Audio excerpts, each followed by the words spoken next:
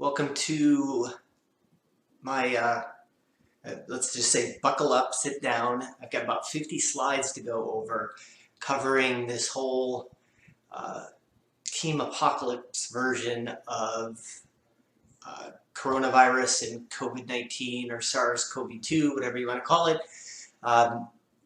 Just to give you an idea of my background, my name is Dr. James Bogash. I'm a chiropractor in Mesa, Arizona, but I've been a medical research junkie for over 20 years. So I've written probably over 5,000 articles now. I know my way around the human body and how it functions. I can also tease apart the medical literature, and I do not look at the media. I prefer not to listen to experts. I prefer to read what the experts are reading unless they are the researchers themselves. So today we're going to go over what we know and don't know about coronavirus. I will also be backing up everything I have to say.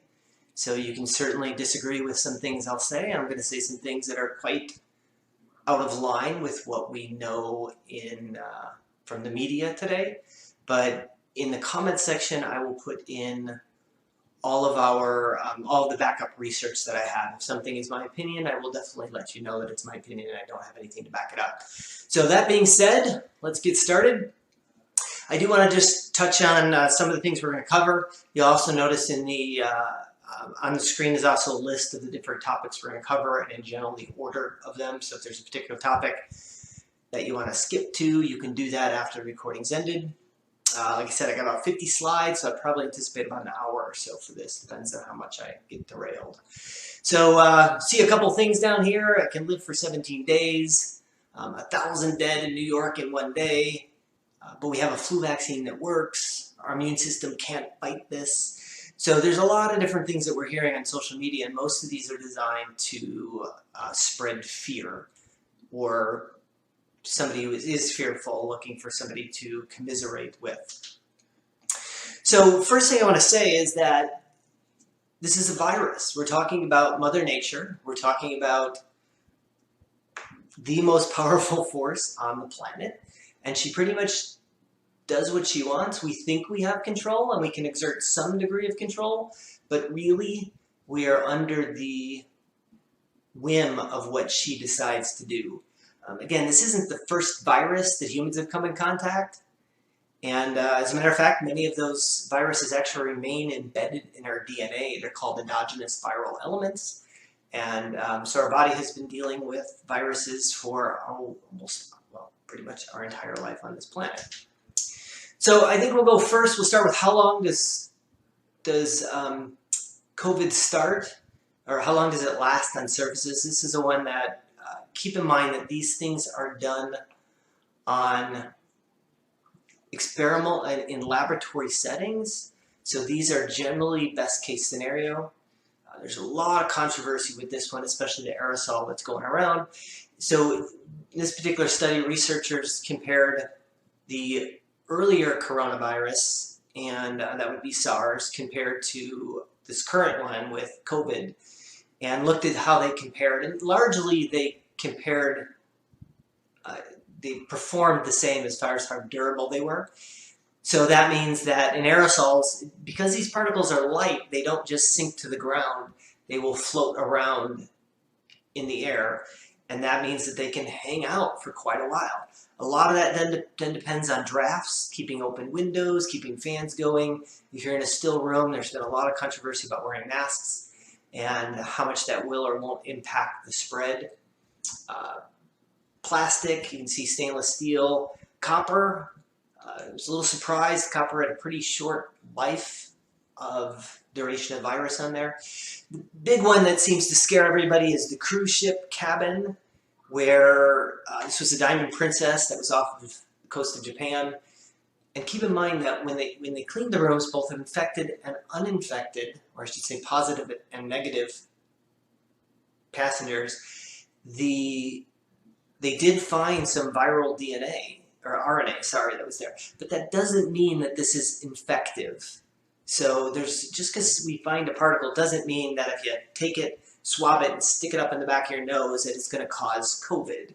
That is not the case, and I very highly doubt that these viral particles that they found after 7 days could actually be infective.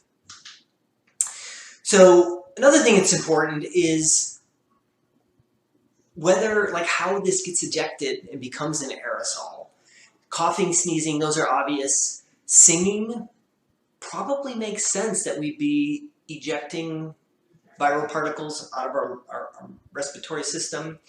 And depending upon how active you engage in conversation, then you'd also see some of the viral particles coming out there. But what about breathing?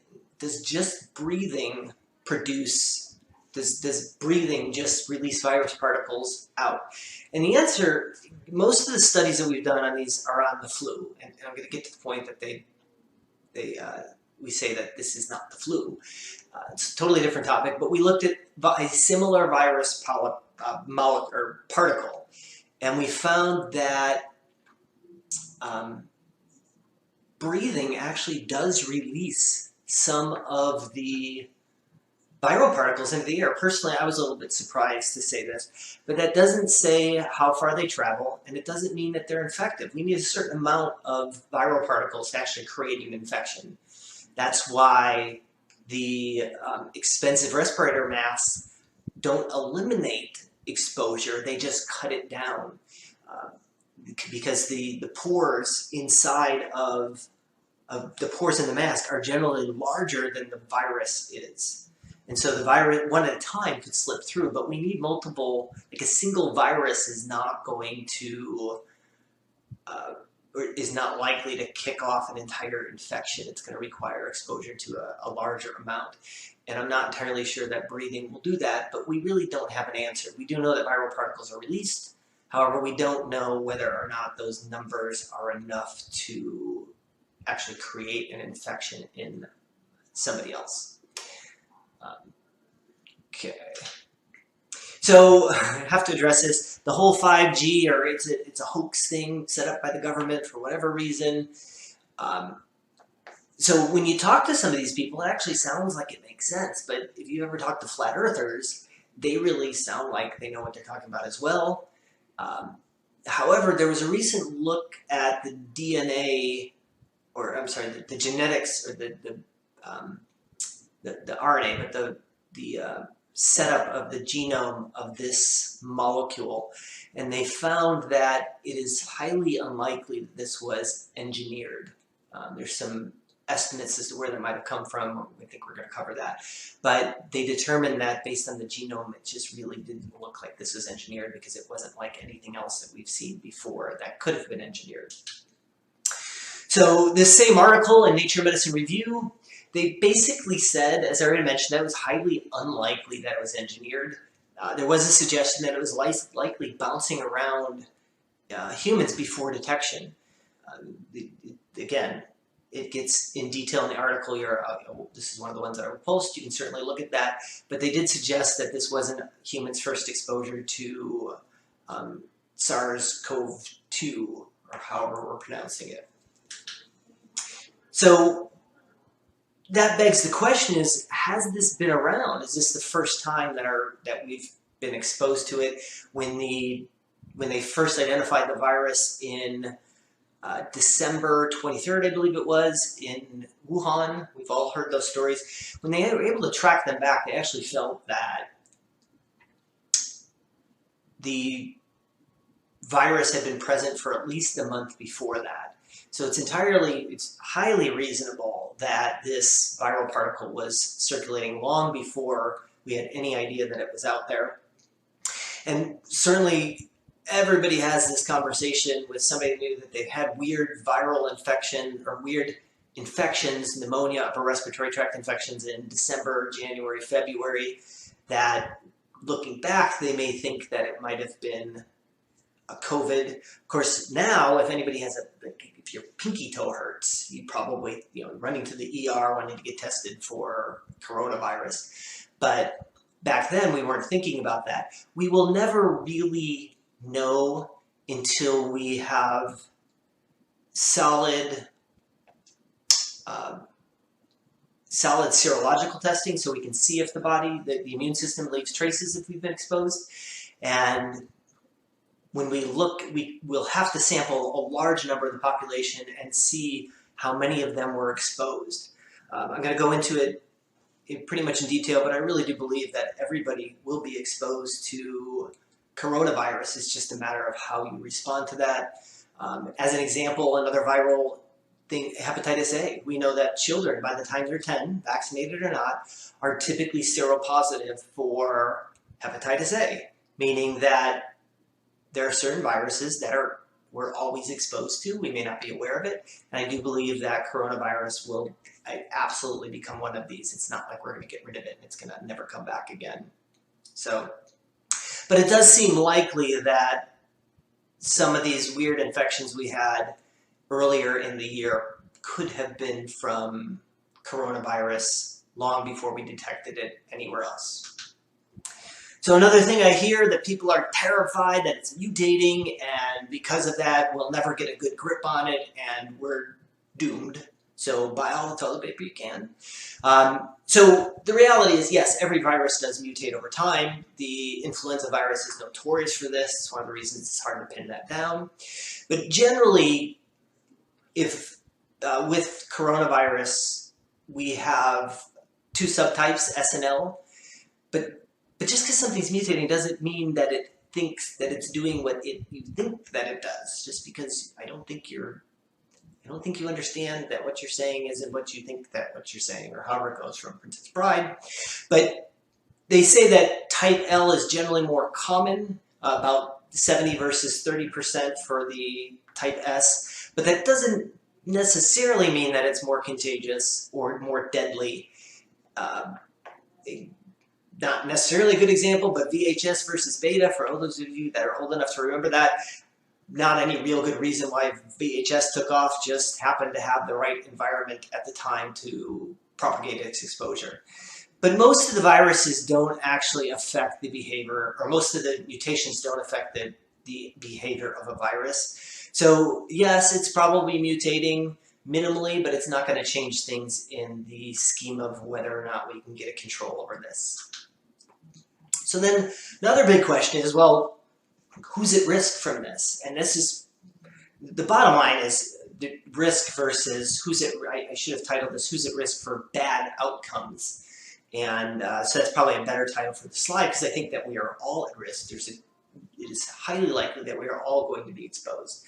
But not a big surprise, anybody with respiratory compromise, so asthma, COPD, then we know that those people have a higher likelihood of a bad experience or outcome from coronavirus. Anybody with an autoimmune condition or on immunodrugs, that can be either immunostimulatory or immunosuppressing. There's a variety of classes of this, but anytime you start messing with the immune system and its ability to fight off things, you're running a risk of a bad outcome. Heart disease, we found one of the studies we've looked at 92% higher death risk for somebody with pre-existing heart disease. And it kind of makes sense, but it's a big challenge to the system when we're exposed to a virus like this. Each comorbidity, so diabetes, high blood pressure, chronic kidney failure, liver disease, each of those comorbidities led to a 29% higher risk of death, which is not good. But you can see that this list is starting to get, most people are probably not surprised by what they're hearing here. There is a lot of, hypertension is also on the list, increases risk of problematic infections. There's a lot of controversy out there about the angiotensin converting enzyme. And because this is one of the paths by which the virus gets into our cells, but it's way too early to really determine if somebody should or shouldn't be on a particular blood pressure medicine, or if a blood pressure medicine may actually improve outcomes. We just don't know, and it's going to be a long time before we really decide for sure whether or not that's a good idea to make those changes. Obesity and diabetes, likely risk factors because they increase our risk factor for everything else. Somebody with obesity is also more likely to have reflux, and that reflux is just as likely, if we have any viral particles in the gastrointestinal tract, they're more likely to make it up into the mouth and then into the respiratory tract. So another one, vaping, smoking, medical marijuana. Combustible smoking, absolutely, without a doubt, it increases risk somewhere in the range of about 250 times, 250% percent higher for bad outcomes, if you will. Medical marijuana, when inhaled, probably the same thing, even though we generally don't have the same frequency of exposure with medical marijuana as we do with combustible cigarettes. And don't forget that vaping is probably high on the list. Just a short period of time ago, we were all terrified that vaping was going to kill everybody, and what was it causing? It was causing lung problems. I've taught quite a few classes on vaping long before anybody really realized it was going to become an issue, and I do believe that we're going to find that a lot of these people who, so-called healthy people, may have been healthy, but they were vaping, which would have compromised their respiratory system and their ability to fight off a virus. So, this one. We're going to get into a little bit more of my opinion, kind of blended in with some of the research on there. But I can't stress the importance of a healthy microbiome, both the respiratory and gastrointestinal. There's absolutely no doubt that when we have a healthy microbiome, that's going to help us. The healthy microbiome is very territorial. It doesn't like things to grow. A perfect example is women who get a yeast infection after antibiotics. You've killed off those protective bacteria, and now it's party time for the yeast. So it's not that much different with a virus. One of the articles I will post on here looked pretty in-depth at this relationship, and it is very clear that antibiotics, so basically disrupting your microbiome, will increase the likelihood of a respiratory viral infection. That is pretty much, nothing's exact, but that's a pretty solid thought process. The problem with the healthy microbiome is this isn't something that, oh my gosh, I'm panicking, I'm going to go on probiotics for 2 weeks and everything will be hunky-dory. Not even close. As a matter of fact, if you don't have a healthy microbiome now, you won't have time to really restore a microbiome by the time this is all done doing what it's going to do. So, I continually refer to this as the zombie apocalypse, but restoring the gut microbiome is beyond the scope of this discussion. However, there are articles on modern health myth related to the gut. I go over pretty much in detail on how to restore your microbiome, but it can take months, if not years, to restore a healthy gut microbiome. But make no mistake about it, a healthy microbiome is your friend in reducing your risk of a bad outcome from exposure to coronavirus. Okay, so what about anti-inflammatories? There's certainly been a lot of this running around, a couple other videos on there. There is definitely some concern over the use, but quite frankly, any antipyretic, which NSAIDS, acetaminophen, paracetamol, Tylenol, all lower a fever. So that's called antipyretics. I have always been concerned with their use in a mild fever because there's a reason you have a fever. It's because of your body is raising the temperature to more effectively fight that virus. So it would make sense that if we stop the human body's process, that it could lead to worse outcomes, and that a lot of this is stemmed out of a study looking at an increase with bacterial pneumonia on using anti-inflammatories, but antipyretics that led to a worse outcome. That totally makes sense because the human body's trying to do something and we're interfering with it. So I know for myself personally, I haven't taken anything in that class in probably close to 35 or 40 years, if not longer. So another thing that we hear is autopsy reverb. Oh my gosh, this one's going around everywhere. The airways do not harden. It's not like things go in there and harden and the airways harden. Drinking lemon water, warm lemon water, will change this and keep things moist. This is pretty clear cut. If you look at the autopsy findings, they say may include pleurisy, pericarditis, lung consolidation, and pulmonary edema. So basically fluid in the lungs, but no hardening. And these are autopsy results. It's not like there's a gray area. This is what they're seeing when they look at them grossly and also under the microscope. So this is another article that I would post on the comment section, so that when somebody says that just drink a little bit warm water and your lungs won't harden, then you can combat them with actual autopsy studies. Blood type is another one. that study came out that yes, it did seem like there was a relation, not did seem, there was a really, in this study, there was a relationship between blood type and risk of infection. And yes, the type A's were at increased risk and the type O's were at lower risk. But not anything that I'd go, as I put in a post, running naked down the street. If you're type O, thinking you're going to be completely protected, doesn't change anything else. And obviously, you can't change your blood type. So yes, we did find that in one particular study, which again, I'll post that in the comments. But I wouldn't hang my hat on thinking that if you're type O, that you're safe, or type A, you're doomed, and get your affairs in order. Another big one circulating is that, oh my God, you can catch it again. So pretty much, even if you get sick, you're still doomed.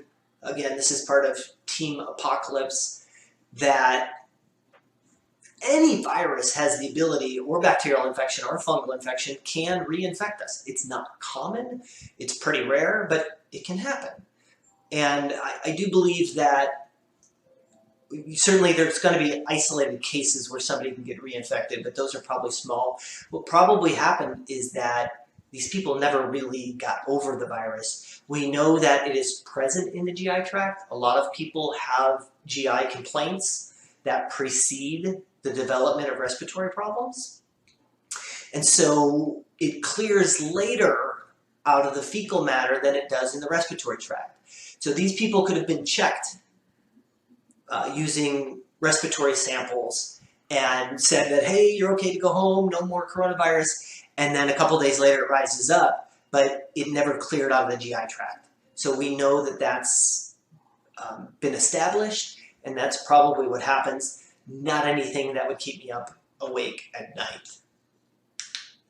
So now we're going to get on to some of the hairy stuff that we're going to get into, things that you've heard differently.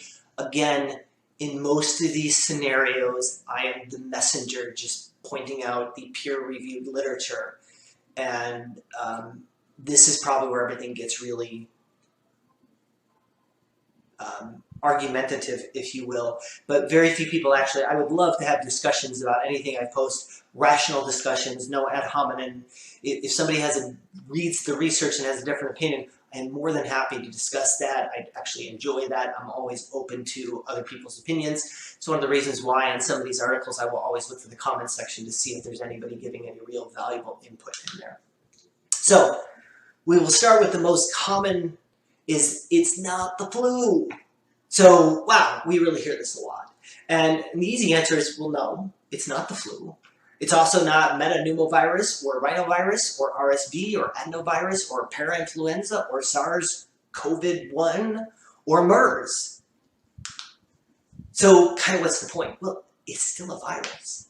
So it does seem to be particularly nasty for the respiratory system of those who are otherwise compromised. We've already included the list of who those are, but it's still a virus. And if we... but this doesn't mean that our body can't combat it. We have an immune system for a reason. So otherwise, what about newborns? Like, they'd be dropping dead by the age of 2 or 3 as they get exposed to viruses for the first time. We're here as a species, so we know that that's not the case, but our immune system can take something it's never seen before and figure out a way to fight it. That is very clear. So just because it's brand new doesn't mean that it's going to wipe out the planet. And again, do you think this is the first virus? The list of respiratory viruses I just gave, those were all at some point brand new to us, and they didn't wipe out the planet. So, and all of it boils down to this. How your body responds depends completely on having a healthy immune system or immune response. We already talked about the microbiome. Towards the end of this, I'll talk about what we can do to boost our immune system as well. But correct, it's not the flu. The other thing that people say is, well, we have treatments and we have vaccinations for influenza. And but then, okay, so we have these. So let's look at deaths in the U.S. alone. 2015, you notice these numbers are all over the place. But we have treatments, we have vaccinations. Like, nobody should be dying, right? Well, despite having known that influenza is in circulation for 100 years or so, people still die every year. So like, how is that any different? Even a virus that our bodies have been exposed to, we still don't necessarily do well with, but nobody panics about that side of things. So we also say that we have treatments and vaccinations and immunity to this. Our body knows it. So shouldn't those numbers be almost non-existent? Shouldn't we not lose, in the US alone, tens of thousands of people to influenza-like illnesses every year? The other thing to add, and this is another one I get a lot of pushback on, but I'll provide those studies, and you can go discuss, I'd be happy to. But in multiple studies looking at vaccination in the elderly for influenza, did not find that they helped for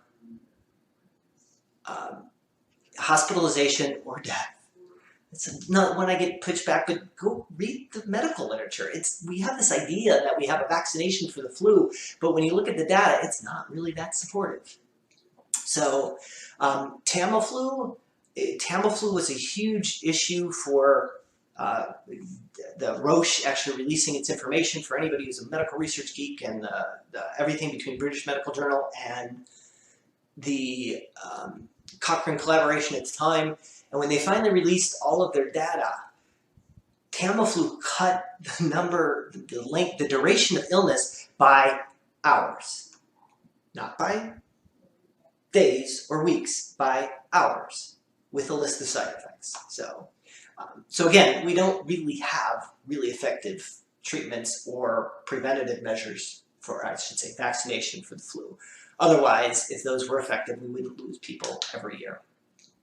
Another thing to consider is that a study done, actually was in the Department of Defense, found, it's a study that nobody's pointing out, but they actually found an increase in risk for coronavirus infection in those who were vaccinated for influenza. It's a term called viral interference, where by fighting off one virus, we may leave us susceptible to another one. Again, just pointing that out. I'll put this link in the comment section as well. But these things are not without risk. So we're going to talk a little bit now about household and health coworker transmission. And this is a study looking at the data from World Health Organization. And again, people might not want to hear this, but the preliminary estimates out of China, I find it funny that our Team Apocalypse data was derived out of the determinations were derived out of the data from China. But then when we have data that doesn't support Team Apocalypse, they say, well, it's China, we can't trust them. However, this is the World Health Organization's looking at the data that was available in China, and they found that the secondary attack rate in households ranged from 3 to 10%. That means if you were living with somebody with a documented infection, people think that the funniest thing, that for those of you who have heard the parody, the Bohemian Rhapsody, there's that sign where the refrain, Mama just killed a man, didn't stay inside in bed, walked past him, now he's dead.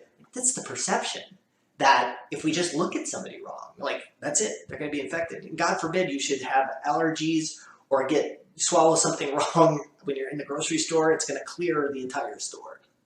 But we have this idea, thought, but process that it's that by being around people, but when we look at the numbers, the transmission rate in households wasn't even that impressive. Healthcare worker transmissions does not appear to be a major transmission source or feature of COVID-19 in China. Most occurrences when healthcare workers actually got COVID was from they were able to track it back to household transmission, with the exception of early on in the gearing up for this response, that before they were really ready and everything, we had a little bit more of healthcare workers being exposed. Again, that's just the data I'm presenting. I know that we have a lot of people out there that talk about fear of treating COVID patients. And yet the data out of China is not all that supportive of healthcare worker transmission. Again, I'm just the messenger. So then we're going to get on to flattening the curve. And there's probably nothing right now that produces more drama and emotions than flattening the curve. So But before we talk about this, we need to have a couple discussion that people, I would guarantee most people are not aware that of a few facts. I think that we think that pharmaceutical world is going to save us, even though I already pointed out that it doesn't for influenza. So I think people are thinking that if we can just hold on long enough, then Big Pharma is going to swoop in on a white horse and they're going to have a drug and they're going to have a vaccination and everything's going to be great and we're going to be able to open our doors and everybody will be partying in the neighborhood. The likelihood of that scenario playing out is probably slim to none. It's going to be years before we come up with a vaccine that has been tested efficiently. If we get the vaccine out sooner, I'm not going to be the first one in line to get that vaccination. So, then we can talk about hydrochloroquine and chloroquine. It's generally a lupus RA drug that's also used for malaria, combined with azithromycin. It's like I wouldn't hold my breath on that. Certainly, that we're back to back up. Oh, I can deal like the weather, man. Back here, that we're hoping that. Where'd my hand go? We're hoping that there's going to be a drug that's going to fix this, and so we're looking at this. We're looking at a very small study, not a lot of data on it, and all of a sudden we're going to ramp this up, and we think everybody's got this hopes that this is going to be the solution, and that it wipes out the COVID symptoms or the COVID infection. And if we back up a couple slides and we talk about antibiotics and destroying the microbiome, that may not turn out quite the way we think it is as a preventive measure. So, this is the one that's probably going to get the most pushback. I know when I've entered into conversations on social media, people make ad hominem attacks and really can't address the concern. They just go with the emotions. There's a March 25th, so just recently, a Lancet Public Health published a measure, again, looking at the what would happen if China relaxed its measures and started putting people back into circulation in, I believe they started already in March. And so what was going to happen to this? So when I read this, I was actually a little surprised. And because you'd think that, well, we're flattening the curve, right? We're gonna just knock this in the bud. We just need to stay in our homes, and this will come out, and again, the sun will be shining, which it always is here in Arizona, and that'll be done, and we'll be able to go about our merry lives. However, realize that most of the epidemiologists looking at this flattening the curve are understanding that there's going to be another wave. And so if China relaxes their restrictions and people start coming out, like, oh my God, what's that going to do to the curve? How's that going to be for that second wave? So they're anticipating the second wave, doing the whole thing over again in October, and this whole sting and hide, flattening, destroying the economy thing moved it up 2 months. Yes. The projection suggests an additional month of physical distancing measures could buy 2 additional months before measures will have to be reinstated to prevent the resurgence. 2 months. But if not, like, that's all we're saving, 2 months. And every epidemiologist, which they're not telling you because it would produce widespread panic, is that there is every intention of having to do this when the second wave hits. So, yes, according to the plan of social distancing and lockdown, this is just the beginning. So, if we have any Star Trek fans out there, I will quote the whole resistance is futile. This is not about getting infected. I personally believe that everybody will be infected. We're going to talk about that in just a little bit. But this isn't about, people think that it's about staying in your house and that when we come out, everything will be good. And that's not the case. You will still be exposed. It's just a matter of flattening the curve so we don't overburden our healthcare resources. It's not about not getting infected. So keep that in mind. It's a big thing that people don't understand. The number of infections is probably not going to change very much by this whole staying inside and social distancing. But if you stay in your home, you hide out like a hermit, you have Amazon deliver everything, you spray it down with Lysol, which came in the box from Amazon, but if you do everything, you live your life in a bunny suit, when you come out, guess what? It's highly likely that coronavirus will still be there lurking and that you're going to be exposed. And if you've been hiding inside in the dark, you also haven't been getting your fresh air, sunlight, vitamin D, and nitric oxide. So, I already mentioned it's just about protecting the healthcare system from being overburdened. We talk about fear, fear, fear, and more fear. There's so many emotions looking at this that nobody is looking at the actual data on what to expect. And again, I'm always happy to have discussions about this, but just not emotional-based ones, because this isn't about, things are too important, and our devastation to the economy is too great to just go on emotions alone. We drive this, and what you hear all the time is this upcoming wave. They show you the graph, and here's everybody dying, and then like we're right here. Like we haven't even begun, and next week, in 2 weeks, that everything's gonna just, all hell's gonna break loose, and it's over. So you better run out and get in line at Costco and get your toilet paper and all of the canned goods you can get. Leave the fruits and vegetables though, because those won't help your immune system. Get all the ramen that you can find and store it in your house and just hide there. So, and we certainly point to Italy and New York as scenarios for being fearful. So, well, let's look at Italy. There's many reasons why the death rate is astounding through here. Well, a little bit later we will talk about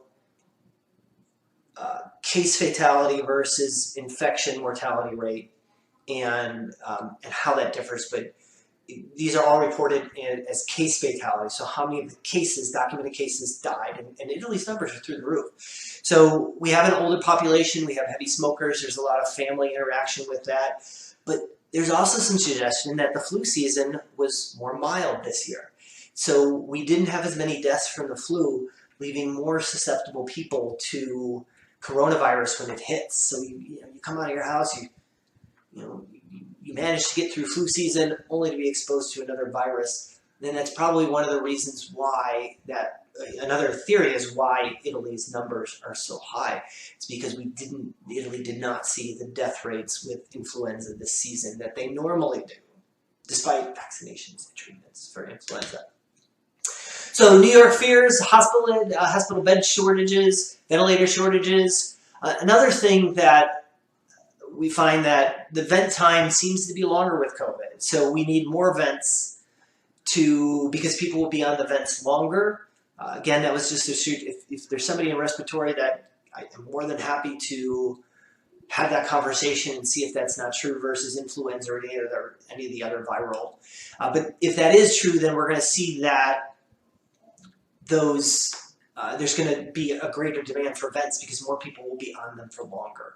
The other thing that we're not seeing is the underlying influenza cases, the numbers. So when we look at the numbers, like New York had a pretty bad influenza season. I remember looking at the numbers. I don't have them here. I don't have them in front of me.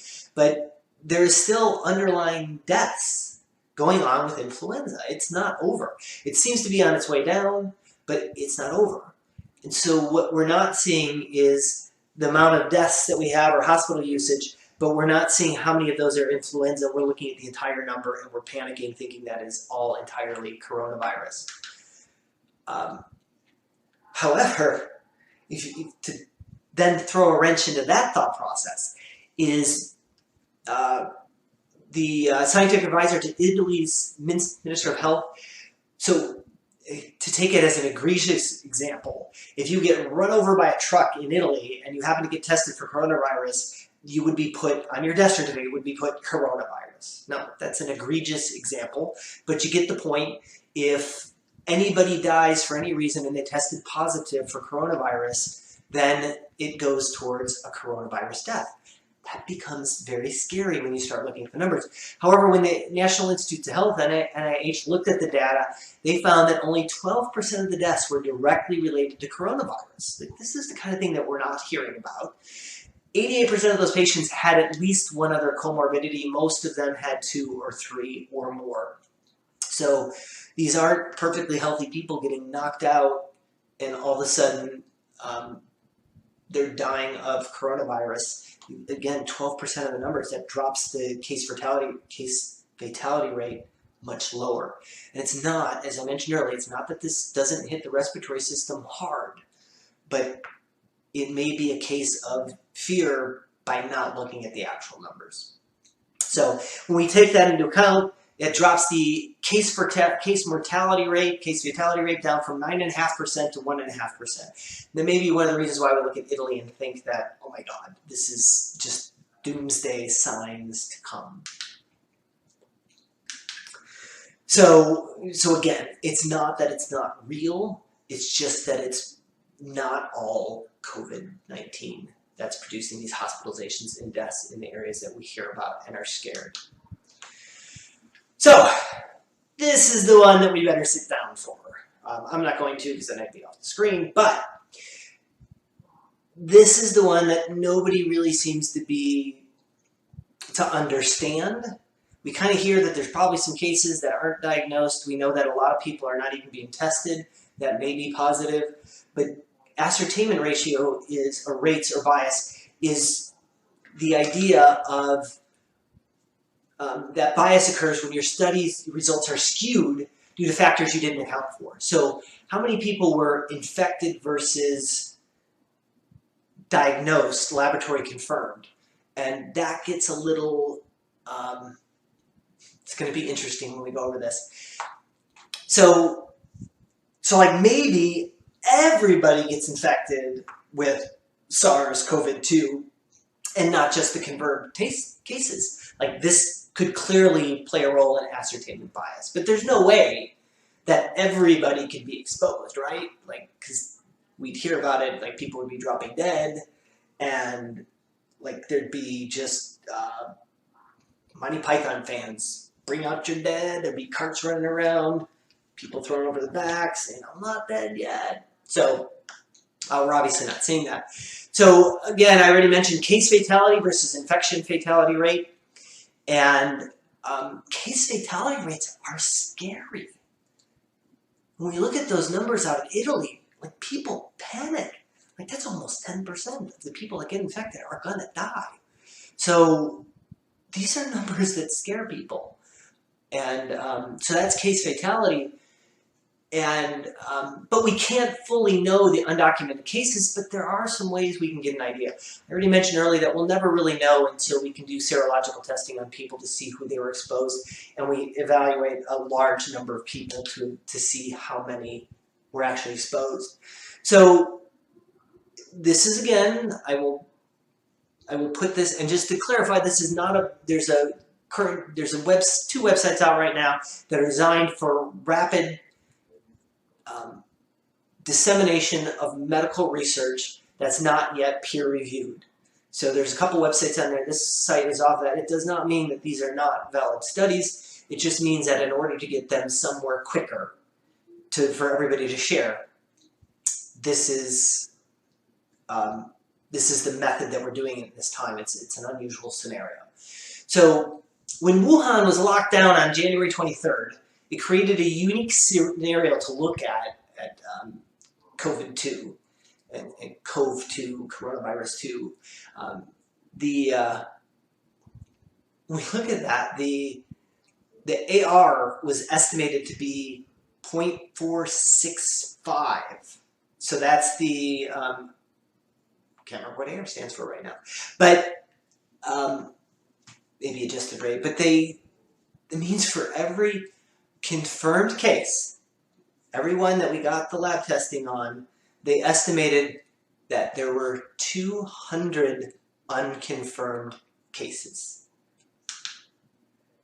They estimated that by 127, so when did we start the lockdown? 123, 4 days later.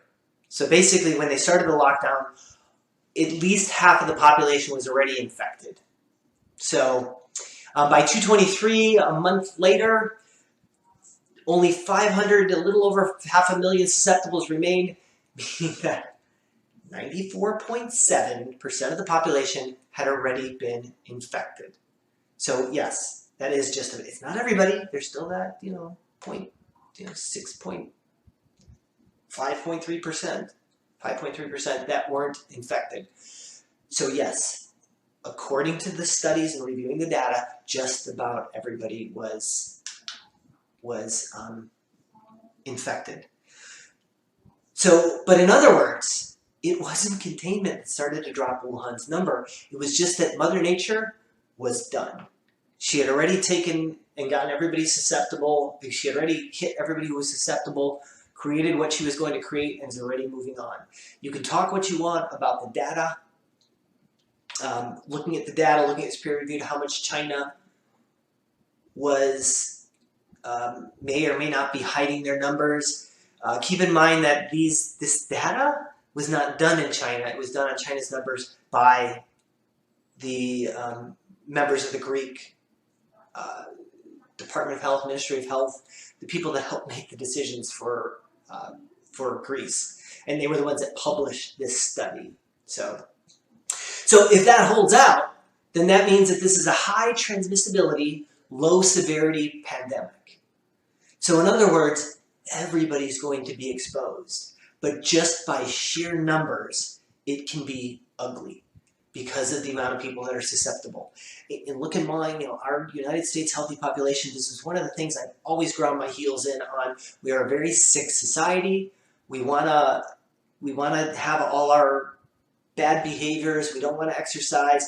Less than like single-digit percentage of people with cardiovascular disease can't even maintain health, like minimally healthy cardiovascular parameters. Like, we are a sick country, and so we have a lot of susceptible people, and it already is ugly. But the reality is, it's just a sheer number. It's not that the virus is that particularly deadly. So, again, quote, these are from, you can go to the study itself. Our results raising doubts about the feasibility of suppressing, much less containing, the COVID-19 pandemic. Just let that one sit in for a minute. So looking at the data that they had, they were suggesting that most of what we were doing is pointless. And it goes back to what I started with, is that Mother Nature is going to do what she wants, and we think we have control, but we have very little control over that. Again, just remind you, before you start leaving all these nasty comments, and ad hominem attack, I'm just the messenger. Feel free to read the study yourself. Clearly, this is what I would put in the comments, and let me know what you think. I'm more than happy to have a rational discussion about what these numbers really mean.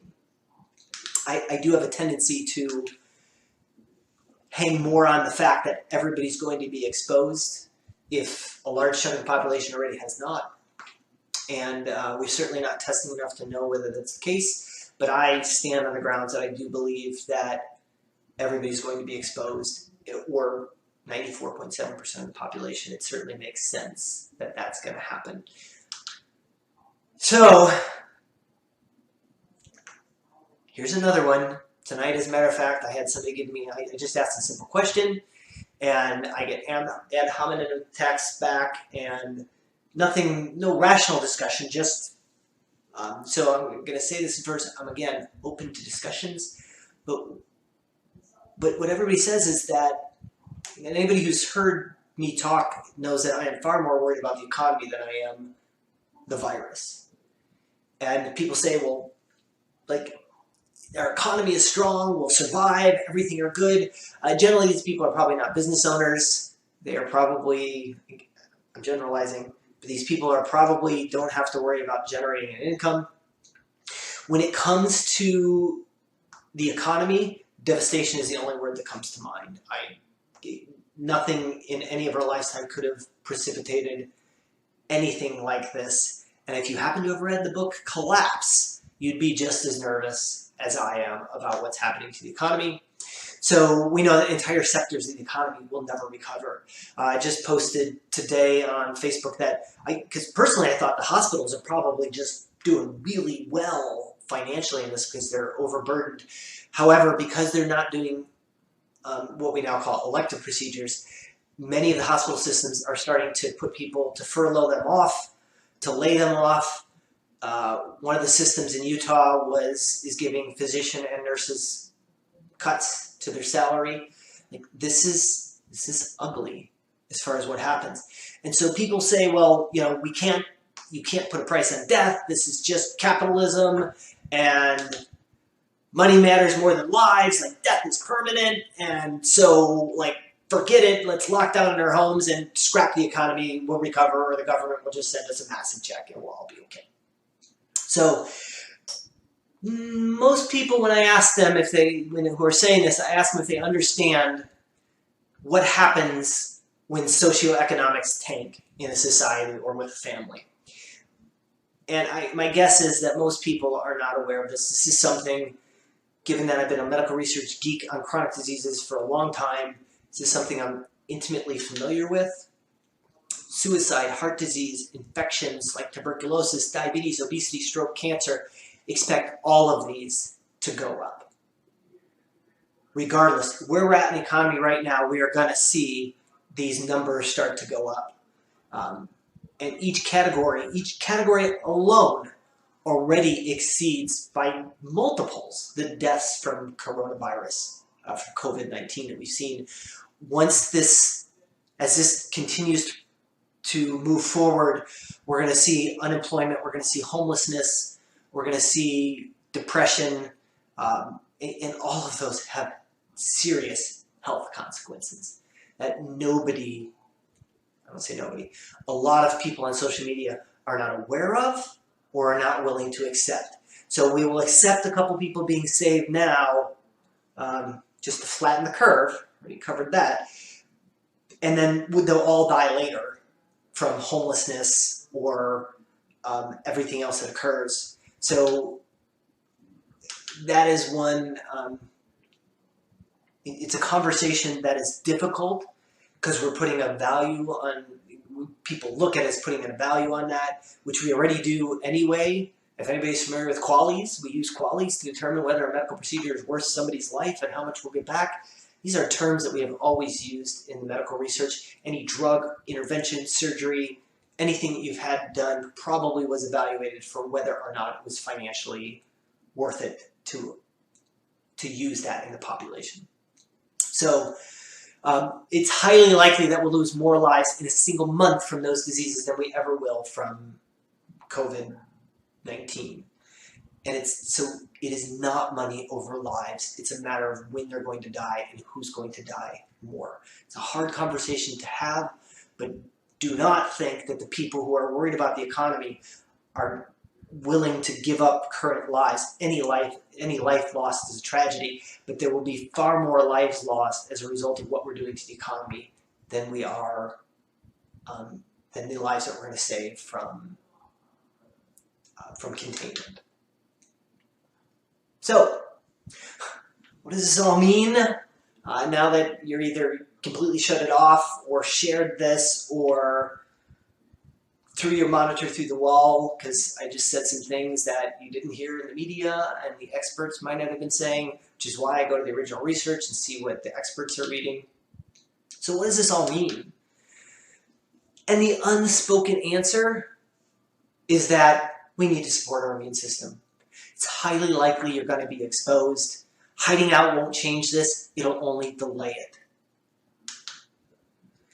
So for some of you, the hard thing is that some of the choices that you made may catch up with you. We already went over the list of things that put you at risk factor. Those are all lifestyle-mediated conditions, and with few exceptions, but it's a chance that the choices you made may be catching up with you. So it doesn't mean it's too late to change. It just means it's too late to make a difference for COVID-19.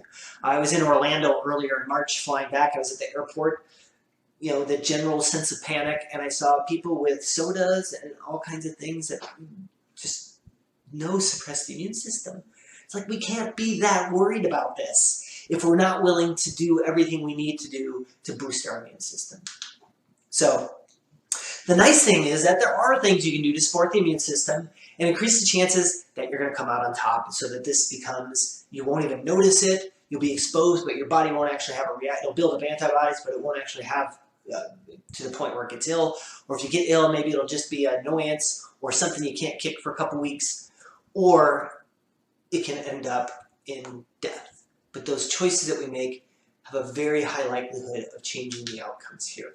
So, going to go over a short list of things. This is by no means exhaustive, but first one, we need to decrease our exposure to chemicals. That means no artificial sweeteners. All of these chemicals, everybody ran out and bought bottled water.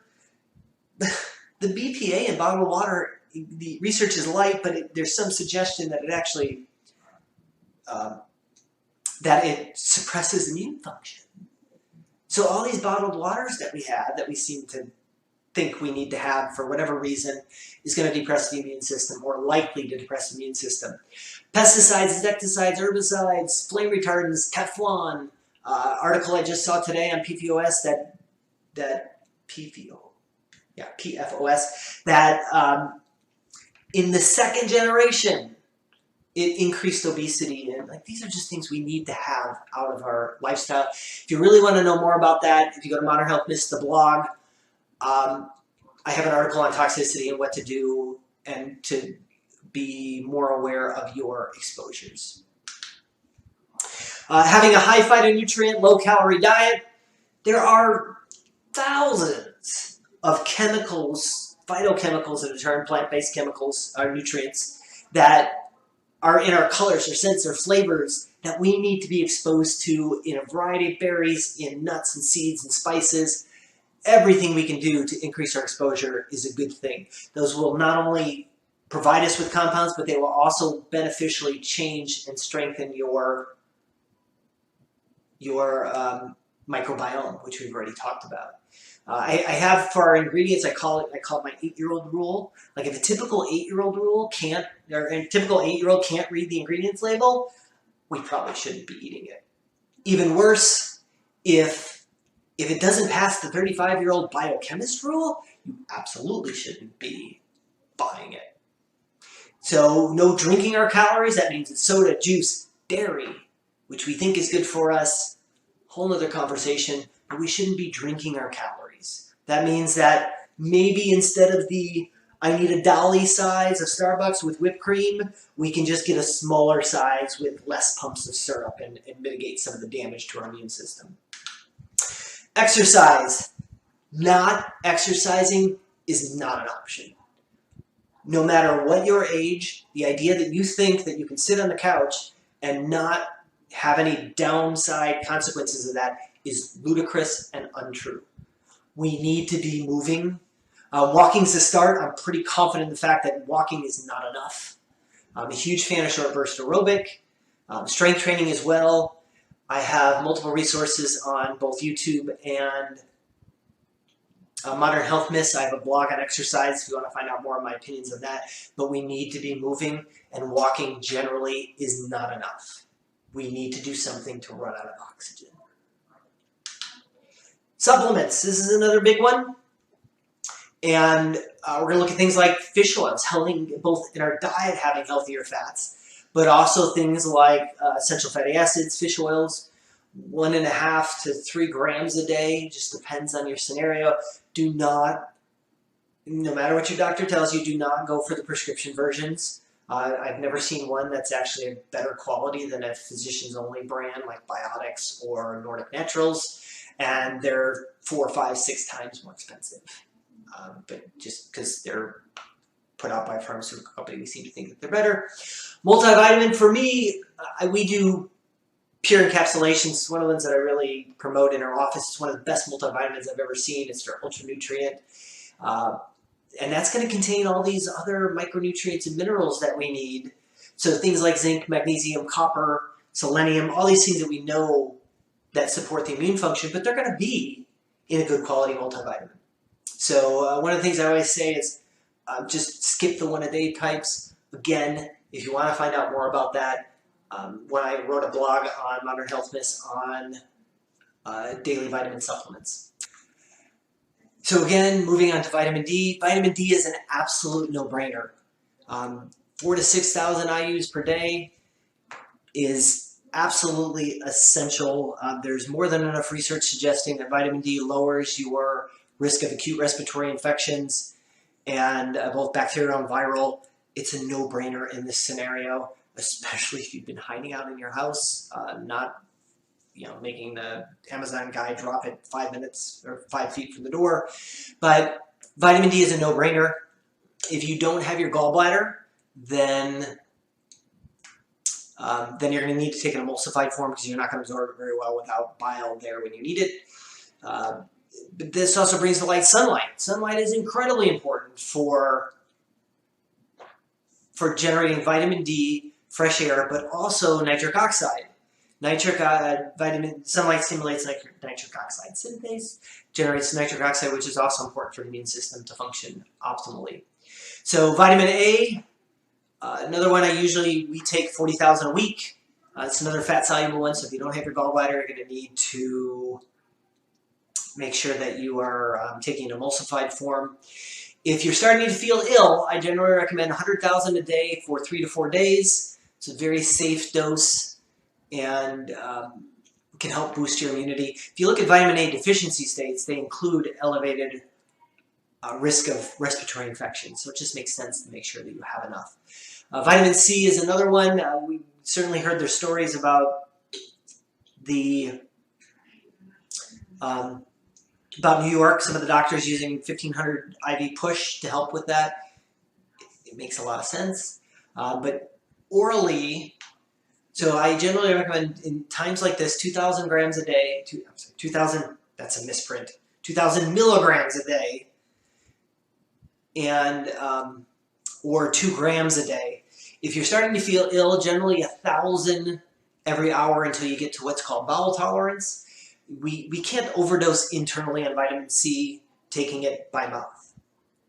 And what will happen is you just won't absorb it. It'll create what's called osmotic diarrhea. You'll get loose stools. So taking 1,000 milligrams every hour or so, take it till your stomach gets, I call it gurgly. In which case, you're not going to absorb anymore and there's no point in taking anymore. We will, if something like that happens in our family, we'll generally be taking that, for a week, 2 weeks, 3 weeks, whatever it takes to kick whatever we have going on.